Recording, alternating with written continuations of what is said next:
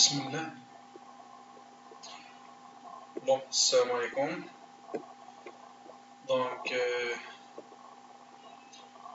en commençant par. Donc, ça, c'est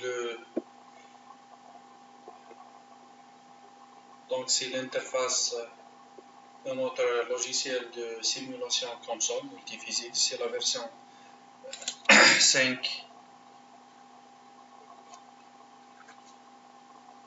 5.2 qui exige plus de, je pense, 4 Go de RAM, une vitesse de processeur ou bien de CPU assez élevée. Donc c'est un logiciel un peu déconseillé pour les étudiants qui possèdent des ordinateurs assez performants. Donc c'est pour ça. Donc on fait d'abord plutôt l'application par la version 5.2. C'est la version que j'utilise. C'est une version très similaire à la version 4.3. Donc c'est pas grand chose comme différence. C'est plutôt comme la différence entre par exemple Word 2007 et Word 2010. C'est juste l'interface ici. Donc de commencement, de choix, ainsi de suite. Il y a d'autres langues que l'anglais dans cette version. Donc c'est par exemple la version 5.2 supporte la langue française. Donc en plus c'est une langue de traduction intégrale. C'est pas la langue utilisée dans les ouvrages scientifiques en français. Voilà. Donc, qu'est-ce qu'on va balayer qu'est-ce qu'on trouve en général comme problème dans la nature? Donc, nous avons plusieurs types de transferts dans la nature. Nous avons le transfert de masse. Nous avons aussi le transfert de quantité de mouvement, TQM. Et nous avons le transfert de chaleur en général. Donc nous avons d'autres transferts, des ondes sismiques par exemple, ou bien dans les ondes électromagnétiques, magnétiques, donc plusieurs choses. Mais l'essentiel, c'est 3 modes de transfert qui est très intéressant dans le curseur d'un ingénieur en général ou bien d'un master 2 en génie chimique ou bien génie des procédés en général. Master 2 et plus. Donc tout d'abord, il nous faut quelques connaissances de ces 3 modes de transfert. Donc l'équation qui gouverne n'importe quel mode de transfert, qui s'appelle l'équation globale ou bien générale de transfert, donc qui inclut principalement trois parties, ou bien 4, 1, 2, 3, donc principalement 4 parties, ou bien 4 termes. Donc le premier terme, c'est le terme transitoire. Le terme transitoire. Le deuxième terme, c'est le terme convectif. Le troisième terme, c'est le terme diffusionnel. Et le quatrième terme, qui est facultatif, c'est le terme source.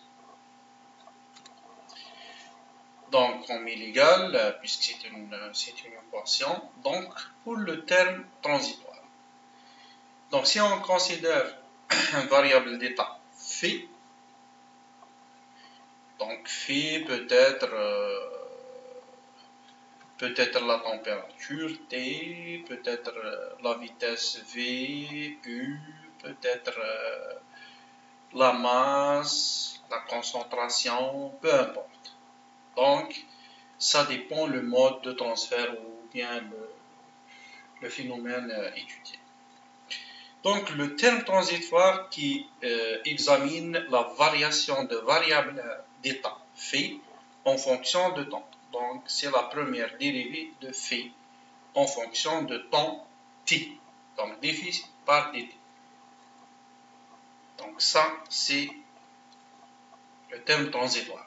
Donc, qui détecte la variation de n'importe quelle variable d'état par rapport au temps. Le terme convectif.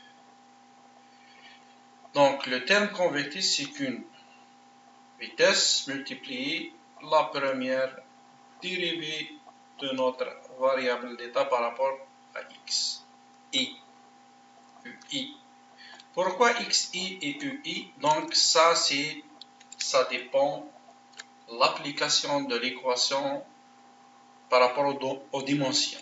Donc, si nous avons dimension x, donc unidimensionnelle, xi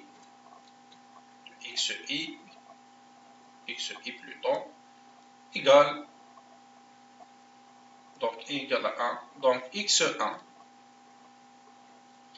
ici le x. Donc si notre problème est bidimensionnel, donc xy, donc le xi,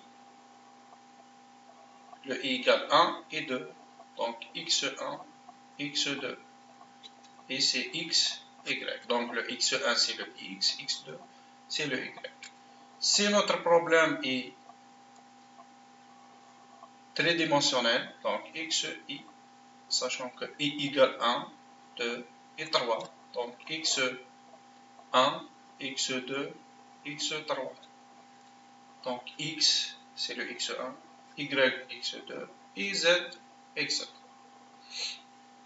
Donc c'est pour ça on fait la notation ui. Donc ui peut être u1, c'est-à-dire u, u2 ou bien v, par exemple la vitesse suivant x, vitesse suivant x, suivant y. Si nous avons une vitesse suivant z, donc par exemple u3, c'est le 2W, ainsi de suite. Ça c'est pour le deuxième terme, qui est le terme convectif. Maintenant le terme diffusionnel, c'est la première dérivée de certains coefficients.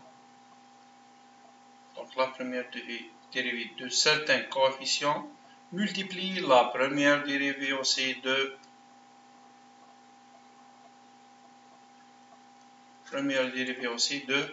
phi xi, phi dφ dxi. Donc c'est la même chose que ici. C'est quoi le coefficient ρ? Ρ, c'est un coefficient, peut-être c'est un coefficient de temps, donc ρ.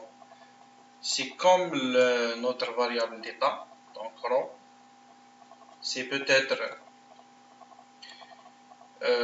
D, donc coefficient de diffusivité, cas de transfert de masse, donc diffusivité, cas de transfert de masse, ou bien la viscosité, cas de transfert de quantité de mouvement, ou bien cas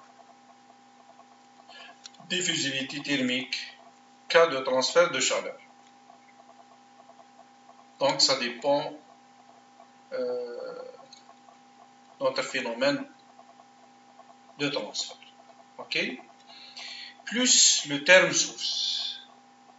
Donc c'est un terme qui achemine par exemple de la matière, cas de quantité de transfert de masse, différence de pression, cas de transfert de quantité de mouvement, à titre d'exemple, source de chaleur par exemple, source externe, plutôt interne de chaleur, cas de transfert de chaleur. Donc voilà l'équation générale de transfert. Donc c'est l'équation générale de transfert. Tout type de transfert. Donc on va écrire donc dφ dt plus ue dφ dxe qui est égal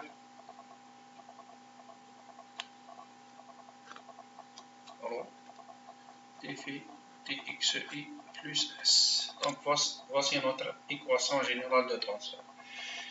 Donc on a parlé avant des dimensions. Donc peut-être notre problème est unidimensionnel, bidimensionnel ou 3 dimensions tridimensionnelles. Donc peut-être unidimensionnel stationnaire, c'est-à-dire indépendant de temps, 2D stationnaire. Donc nous avons aussi une possibilité de unidimensionnel instationnaire. Ou bien un problème qui inclut par exemple ou bien deux dimensionnel qui inclut plusieurs phénomènes de transfert. Donc il y a unidimensionnel stationnaire, donc transfert de chaleur uniquement, transfert de chaleur uniquement comme phénomène ou comme équation, donc inclut uniquement l'équation de transfert de chaleur. Ici, transfert de chaleur à titre d'exemple. On peut aussi étudier un problème 2D, par exemple stationnaire, qui inclut transfert de masse plus transfert de quantité de mouvement.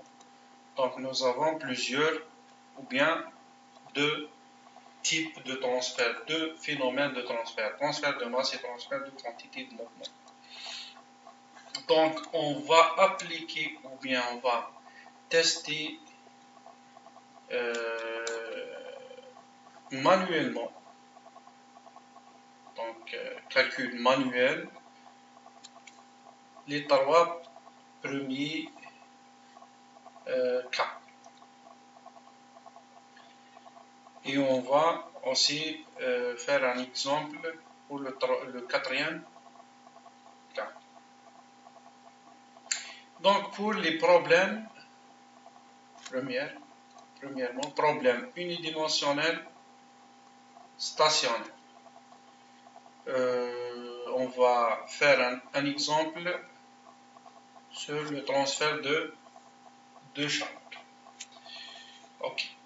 Donc si nous avons une tige métallique de 0 à 1 mètre, par exemple. Donc combien le temps? Donc 14 minutes. On laisse ça afficher.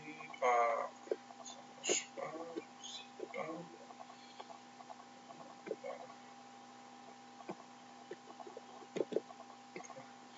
Donc, pour juste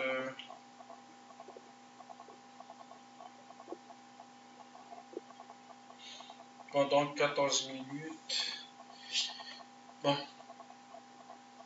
on va terminer dans les 5 minutes qui restent notre premier exemple. Donc, unidimensionnel stationnaire. une tige métallique de 1 mètre de longueur. La température de côté gauche, soi-disant 100 degrés Kelvin. Côté droite, bon, c'est pas ça. On met 1000 degrés Kelvin. Côté droite, 300 degrés Kelvin. Voilà. Donc, c'est notre problème. Si on veut calculer donc la répartition de la température entre la position 0 et 1 mètre, il faut d'abord trouver l'équation qui gouverne le transfert thermique. Donc, qui gouverne le transfert thermique à travers notre tige. Donc, puisque notre problème est stationnaire, donc la première dérivée de phi, donc c'est la température. Phi, c'est la température dans le cas de transfert de chaleur. Puisque c'est unidimensionnel, donc U a un seul sens, donc c'est U uniquement, pas I. dt par dx qui est égal à t sur, donc le rho c'est le k, dt sur dx. On n'a pas un terme source, donc S c'est 0. Donc on néglige deux sortes de convection, ainsi de suite dans les parois.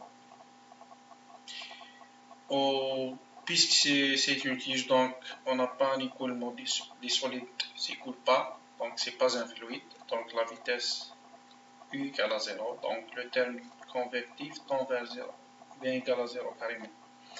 Le terme source 0, puisque le régime est stationnaire, donc ça c'est 0, donc pas de variation de température en fonction de temps. Donc il ne reste uniquement ça. Donc T sur donc la première dérivée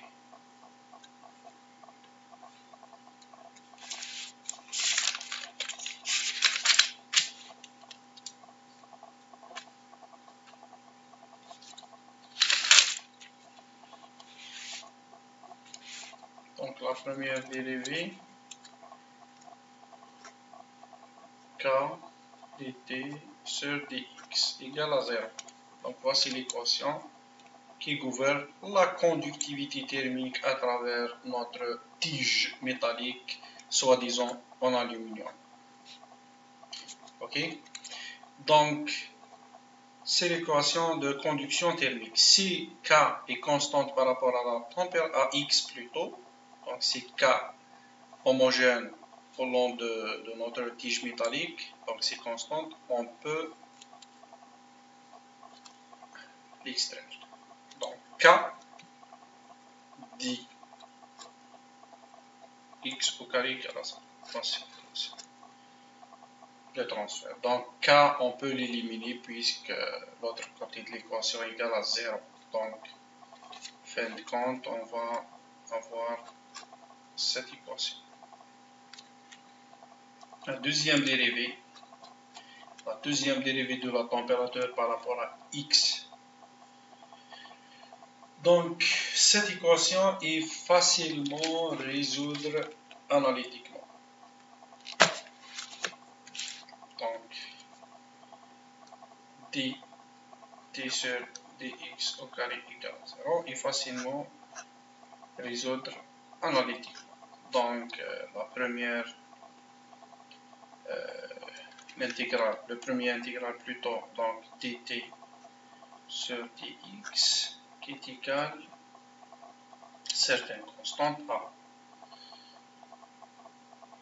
Donc, deuxième intégrale, donc t qui est égal à x plus b. Donc c'est l'équation qui... Et puisque nous avons notre tige de 0 à 1 mètre, 1000 jusqu'à 300, donc x égale à 0, t égale 1000, ça veut dire, donc si x égale à 0, t égale b, et t égale 1000, donc b égale 1000, b égale 1000. Cx égale 1 mètre, t égale 300 degrés Kelvin. Donc, t 300 égale à x égale à 1 plus b qui est égal 1000. Donc, le a égale 1000 moins 300. 1000 moins 300, c'est 700. Donc, t égale 700 plus, plutôt x plus 1000. Plus, j'ai pas fait d'erreur. Donc, plutôt moins 700. Moins 700. Donc, a égale 300 moins 1000, donc moins 700. Donc, c x égale à 0, donc 6000. Cx égale à 1, donc 1000 moins 700, donc c'est 300. Donc, c'est la solution analytique de notre équation. 0, 1 mètre, suivant x, température, 1000 degrés Kelvin, 300. Donc, voilà notre répartition. Donc, si je veux, par exemple, calculer la température à 0,5 mètres, donc, je peux 0,5, donc 300, 350, donc 1000 moins 350. Donc, c'est 650 degrés Kelvin. Donc, c'est facile. C'est une équation facilement résoudre, comment dirais-je, analytiquement. Mais si cette équation n'a pas de solution analytique, qu'est-ce qu'on va faire? On va voir ça dans le prochain cours.